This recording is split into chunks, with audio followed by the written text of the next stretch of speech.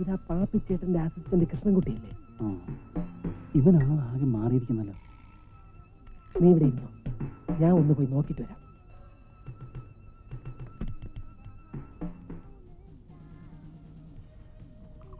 Krishnankutty, വാഴക്കുളത്തൊരു theatre കൊടുക്കാനുണ്ട്, നമുക്കൊന്ന് നോക്കിയാലോ? കാശ് മുടക്കുള്ള ഒരു ഏർപ്പാടും തൽക്കാലം വേണ്ട. ഇത്രയും കാശ് എനിക്ക് എവിടെ നിന്ന് കിട്ടിയെന്ന് ചോദിച്ചാ നീ എന്തിനാ എങ്ങനെ പേടിക്കുന്നത്? ആ റെപ്രസെന്റേറ്റീവ്സ് മുങ്ങി നടക്കുന്നിടത്തോളം കാലം നിന്നെ ആരും സംശയിക്കാൻ പോകുന്നില്ല. അപ്പൊ അതൊക്കെ പറയടാ. വെള്ളം അടിക്കുന്നതിന് മുമ്പ് തലയ്ക്ക് പിടിച്ച. എന്താ നിന്റെ പരിപാടി? എടാ, എന്താ നിന്റെ പരിപാടി? കുറച്ചു നാള് നമുക്ക് വല്ല ബോംബെയിലോ മദ്രാസിലോ മാറിയിരിക്കാം. അതല്ലേ ബുദ്ധി. സാറിനെ അന്വേഷിച്ച ആളൊന്നിരിക്കുന്നു. ആരാന്ന് പറഞ്ഞില്ല. എന്തോ അത്യാവശ്യ കാര്യമുണ്ടെന്ന്.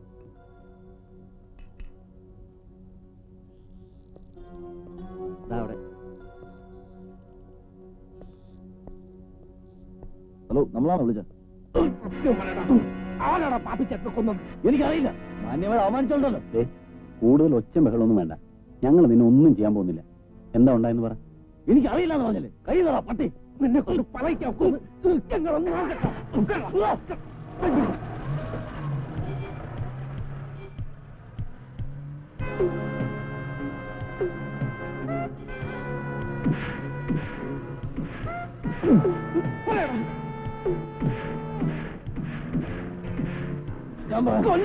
ഞാൻ പറയാം.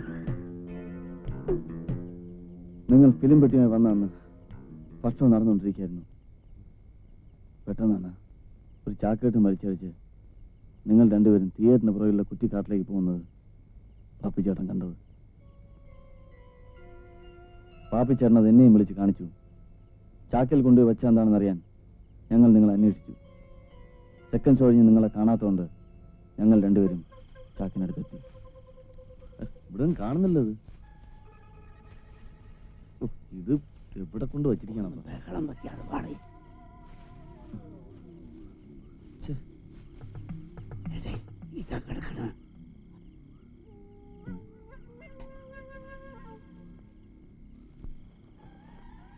അയക്കി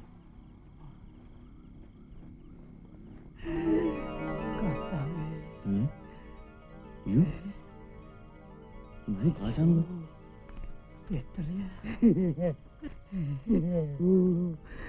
എടാ, ഇത് നോട്ട് കിട്ടുന്നതാണല്ലോടാ. ഇതുവല്ല കള്ളനോട്ടിലായിരിക്കും ആശാനെ. അയ്യോ, നിനക്ക് പേടിയില്ല, നീ എടുക്കണ്ട. എനിക്ക് പേടിയൊന്നുമില്ല, ഞാൻ എടുത്തോളാം. നമുക്ക് പപ്പാതി എടുക്കാം. ഏത് പാതി? പപ്പാതി ആശാനെ. ഒരുമാതിരി ഓടാ പട്ടി. ഇത് നീ എടുത്തു വെച്ചോ. ഇത് ആർക്ക് വേണം? എനിക്ക് എന്റെ പകുതിയും വേണം.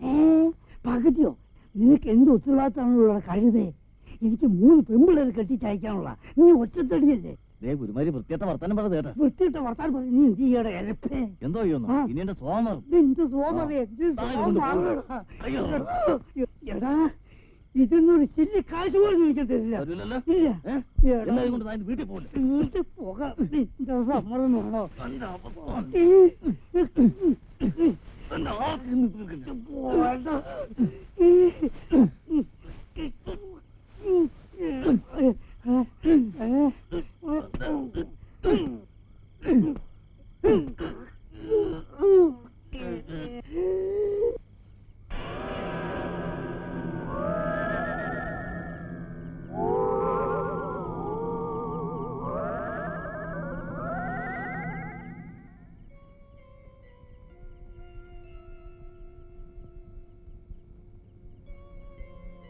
ഈ വിവരമെല്ലാം നീ പോലീസിന്റെ അടുത്തുകൂടി ഒന്ന് പറയണം. വരട്ടെ. ആ കാശും കൂടി എടുത്തിട്ട് വേണം പോലീസിന്റെ അടുത്ത് പോവാൻ. അതെവിടാ നീ വെച്ചിരിക്കുന്നത്?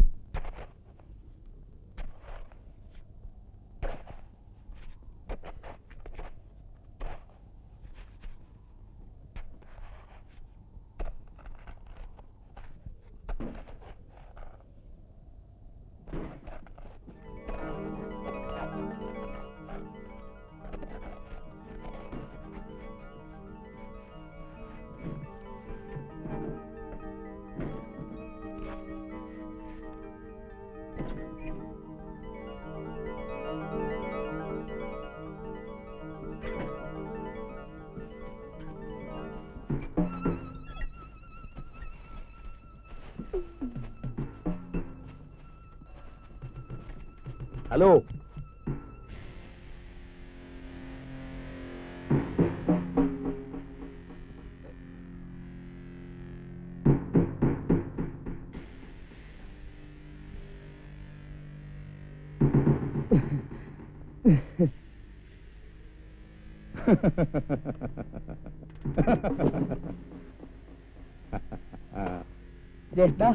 ജ്യേഷ്ഠന്റെ പടം ഞാൻ തന്നെ കണ്ടുപിടിച്ചു.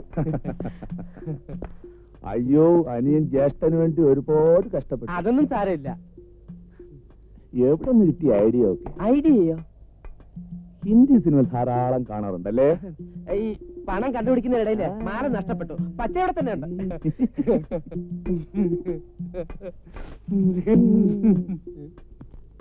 ഈ ഫിലിം പെറ്റി കേസിൽ ഇനി ഒരു കണ്ണി പോലും ബാക്കി ഉണ്ടാവരുത്. 3 എണ്ണത്തിന് തട്ടേര്.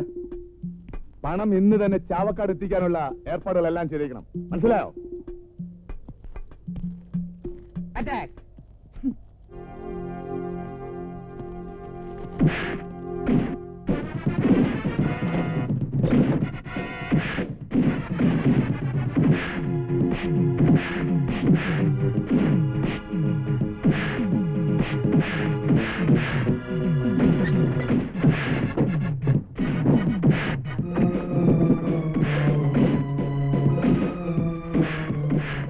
പെട്ടെന്ന് കഴിച്ചിട്ടു. 50-50 എടുക്കാം.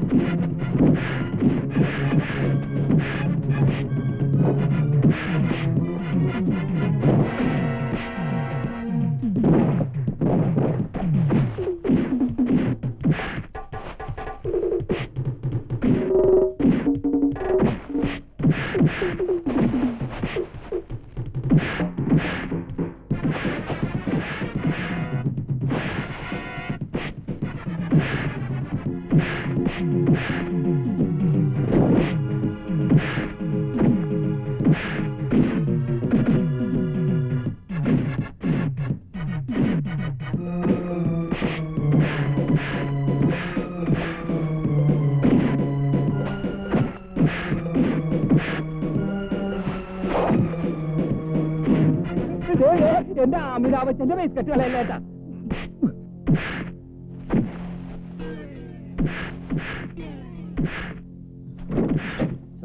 ഈ കെട്ടൊന്ന് കഴിച്ചിട്ടു. പതി എടുക്കാം. പറ്റിക്കോ? സത്യമായിട്ടില്ല, അത് കഴിച്ചോട്ടാ എന്റെ ഫോം മനസ്സിലാവുള്ളൂ.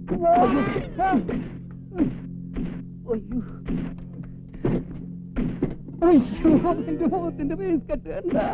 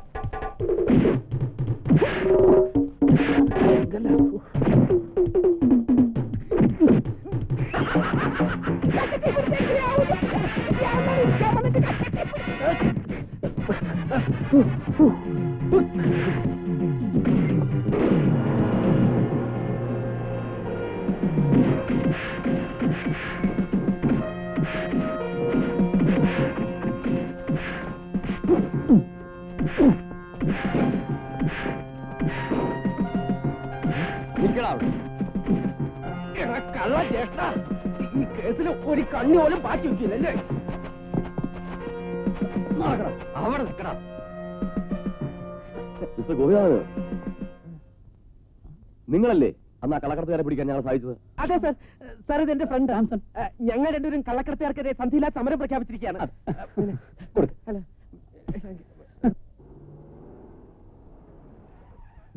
ഇതാണ് കക്ഷികൾ. വലിയാൻ നോക്കണ്ട. ഞെട്ടിപ്പിക്കുന്നൊരു വാർത്തയുമായിട്ടാണ് ഞാൻ വന്നിരിക്കുന്നത്. തന്നെ കണ്ട അന്നേ ഞാൻ നോട്ടമിട്ടതാ. ഫിലിം വെട്ടി മാറിപ്പോയ സംഭവമാണ് ഇപ്പൊ ഈ നഗരത്തിലെ സംസാര വിഷയം. ചൂടാറും മുമ്പേ അത് സിനിമയാക്കാൻ പോവുകയാണിവർ. ഇത് ഡയറക്ടർ, ഹലോ. ഇത് പ്രൊഡ്യൂസർ. ഹലോ. അതിലൊരു വേഷം നിന്റെ ഗോപിനാഥ മേനോന് കൊടുക്കാമെന്ന് ഇവർ സമ്മതിച്ചിരിക്കുകയാണ്. ഇവിടെ ഞാനാണ് അതിന്റെ ഡിസ്ട്രിബ്യൂട്ടർ. സ്വാമി എന്നെ അല്ല പൊക്കുന്നത് അവനെ. ആ, ദാ.